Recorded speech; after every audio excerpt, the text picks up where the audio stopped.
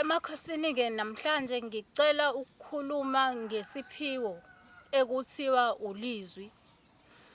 Sijwayele ukuthi sisetshenziswe kakhulu ilabantu laba abakholayo, kakhulukazi ngathini abaprofethi.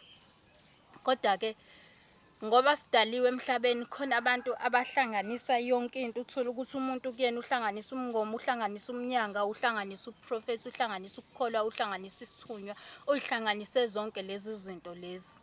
Ngiyokhuluma ngakho-ke ngelinye ilanga ukuthi umuntu onjani osuke njalo, esikakhulukazi umuntu osuke embathile lobo mngoma. Kodwa ngikho-ke lapho manje ngizokhuluma ngesiphiwo ekuthiwa ulizwi. Lesiphiwo lesi ekuthiwa ulizwi, umuntu wazi kanjani ukuthi unalesiphiwo lesi ekuthiwa ulizwi and sisebenza kanjani?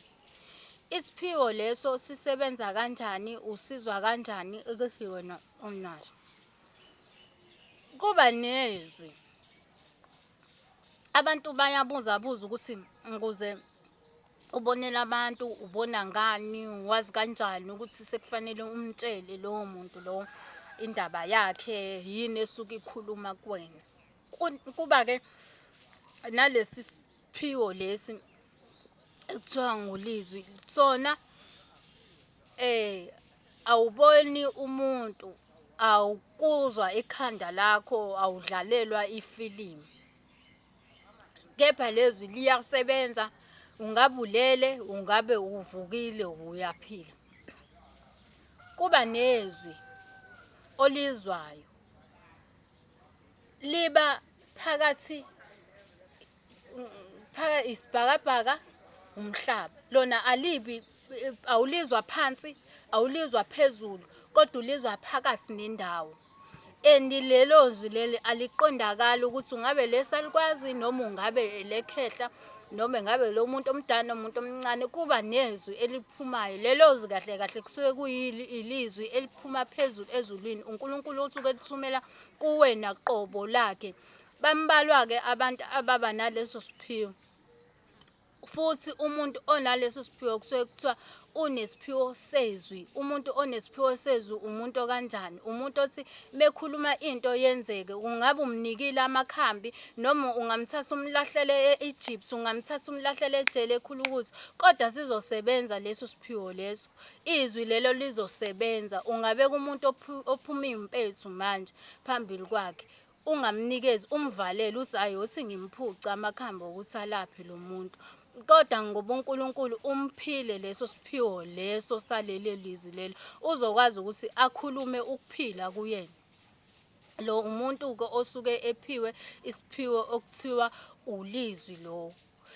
And mesifika kuyena asijwayele ukufika ngezikhathi ezimnandi ngoba akusisona isiphiwo nje.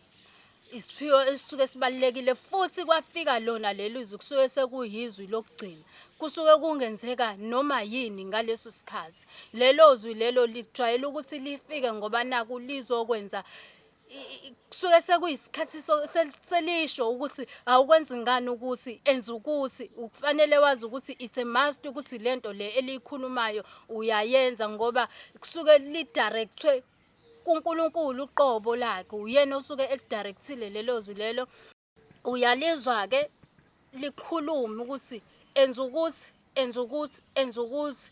Asithi mhlampe ukade uhlelile ukuthi ngizohamba nabantwana bami noma ngizohamba nosibanibani mhlampe siye esigodlweni samanzi siya kephi.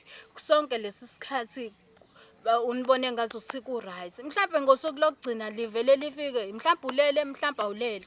Lifike lithi ukuze ukwazi ukungena lapho enza ukuthi nokuthi. Leyo nto leyo kusuke kufanele uyenze ngoba kusuke uzoba nenkinga uma ungayenzi leyo nto. Lesiphiwo sezwi lelo uzwa izwi phezulu osuke ungalazi ukuthi elabani kanjani. Ulizwi, izwi lelo. Umuntu onjalo futhi kuyenzeka kube umuntu ozophiwa leso siphiwo. Kuyenzeka kube umuntu onganikwanga amakhambi, onganikwanga amabhayi, onganikwanga umnyanga, kodwa onikiwe isiphiwo sokuphilisa. Lowo muntu usuke ekhuluma ukuphila. Kuyenzeka futhi angabe umthandazi, leso siphiwo sinikezwa nanoma ubani. Khona abantu othola ukuthi uphiwe lo muntu ukuthi uthola ukuthi abantu mebeney'nkinga, ngingayibeka kanjani nje lento, mebeney'nkinga bayakwazi ukuthi baye kuyena, kodwa lo muntu akasiye umthandazi, lo muntu akasiye umprofethi, lo muntu akasisi isangoma, akasiye inyanga.